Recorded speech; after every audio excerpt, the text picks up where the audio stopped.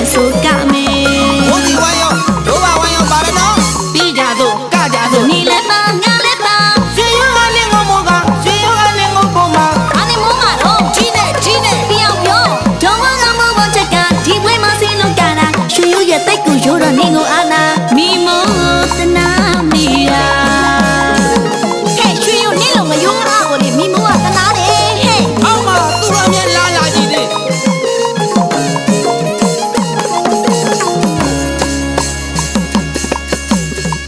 ဒီပွဲတော့မှာဟဲ့သွားကြစို့လာသွားကြဆိုလားလိုက်မလားကွယ်တော်မူရင်လိုက်မှာပေါ့ကွယ်ရွှေရွရဲ့လာဟာသွားကြရအောင်ဘိုးစီဝိုင်းနဲ့ဆိုကမယ်ဒိုးပန်ဝိုင်းနဲ့ဆိုကမယ်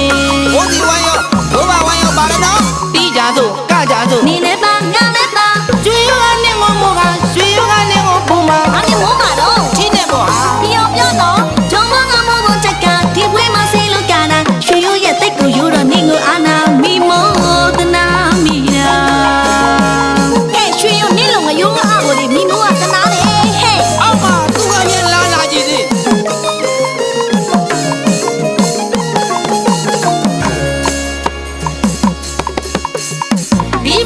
ဒီမှာတော့ဆိုတဲ့တော်မူရငါကိုကြည်စမ်းမနေတော့အောင်မဘီလူဝါများတော်မတင်မအဖို့ကြီးရွှေရွရရှူသွားပြီလားကွာရှေ့ရဲ့အိမ်သားများဆေးချန်နေရသေးတဲ့တော့ရွှေဆိုတဲ့မြို့ရဲ့ကဘယ်တော့မှမယိုးပါသိရလားမို့ဆိုတဲ့မို့ရွာမှာမြစ်ချောင်းတွေဖြစ်လာရွှေဆိုတဲ့မြို့ရဲ့ကဘယ်တော့မှမယိုးပါသိရလားမို့ဆိုတဲ့မို့ရွာမှာမြစ်ချောင်းတွေဖြစ်လာ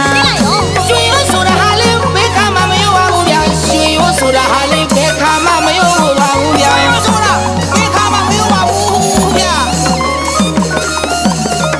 မို့ဆိုတဲ့ဟာလေးဒီကမအကျိုးတထောင်တာမိမို့ဆိုတဲ့ဟာလေးအရာရာကိုမိုးလျက်တာပါ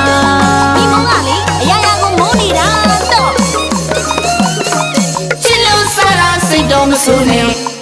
ဦးရွှေရိုးနဲ့တော်မိုးတွေ့လို့ကြကြမှာ